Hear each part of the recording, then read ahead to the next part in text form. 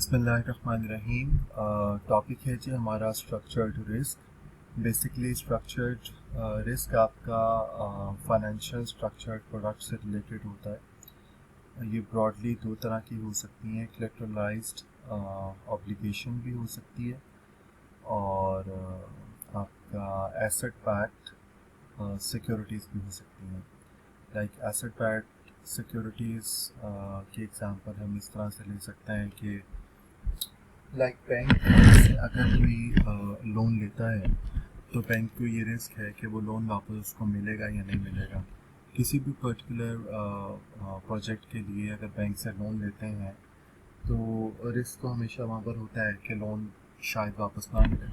अब बैंक इस लोन को किस तरह से सिक्योर कर सकता है, तो वो बैंक को इस लोन को इस तरह से सिक्योर कर सकता है कि बहुत छोटे छोटे लोन्स को इकट्ठा करके, सारी बात है लोन उसकी इन्वेस्टमेंट है, बैंक की इन्वेस्टमेंट है और बैंक उस पर रिटर्न लेता है। तो अगर वो लेट से 10 बंदों को थोड़ा थोड़ा लोन दे रहा है तो वो उन 10 बंदों में उसने इन्वेस्ट किया है जहाँ से उसको रिटर्न मिलेगा। इस इन्वेस्टमेंट को वो आगे सेल कर देता है किसी बड़े बैंक के पास या स्टेट बैंक के पास, और स्टेट बैंक उसको एज एसेट अपने पास परचेज कर लेता है और उससे रिटर्न लेता है उसके बदले में।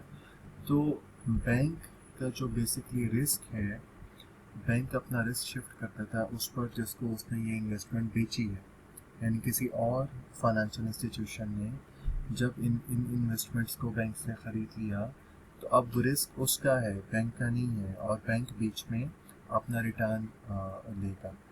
तो ये है बेसिकली एसेट बैक्ड सिक्योरिटीज़। और स्ट्रक्चर्ड रिस्क भी इन्हीं में होता है। लाइक अगर आपके डिफरेंट प्रोडक्ट्स हैं तो डिफरेंट तरह के उनमें रिस्क होंगे। जैसा कि हम कह सकते हैं कि प्रोडक्ट ए का जो रिस्क है वो और तरह का होगा, और सेकेंड प्रोडक्ट का और तरह का, और थर्ड प्रोडक्ट का और तरह का। यानी कि हर प्रोडक्ट का जो स्ट्रक्चर्ड फाइनेंशियल प्रोडक्ट है उसका रिस्क सेम नहीं हो सकता। कभी रिस्क एक्सपोजर ज़्यादा होगा, कभी रिस्क एक्सपोजर कम होगा। ये डिपेंड करता है उस प्रोडक्ट पर, और ये डिपेंड करता है अंडरलाइंग एसेट पर। लाइक अंडरलाइंग एसेट जैसे हमने बात की कि बैंक ने जो लोन दिया है कस्टमर को, वो लोन उसकी इन्वेस्टमेंट है, उसका एसेट है, और उस पर उसको रिटर्न आ रहा है। तो अब ये डिपेंड करता है कि उस एसेट की नोयत क्या है, उस अंडरलाइंग एसेट की नोयत क्या है। अंडरलाइंग एसेट कहते हैं जो उसके बदले में है हमारे पास, जिसको हमने बेसिकली जिससे उसको बैक किया।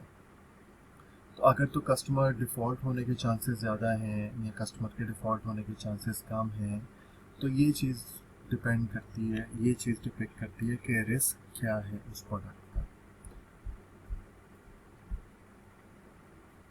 इसी तरीके से अगर हम स्टॉक की बात करें, जैसे हमने दूसरी बात की थी कोलैटरलाइज्ड सिक्योरिटीज़ की, ऑब्लिगेशंस की, तो अगर हम किसी कंपनी का कोई स्टॉक परचेज करते हैं तो उस स्टॉक से रिलेटेड हमारे पास डिफरेंट तरह के वोटिंग राइट्स और डिविडेंड्स होते हैं जो हमें रिसीव होते हैं।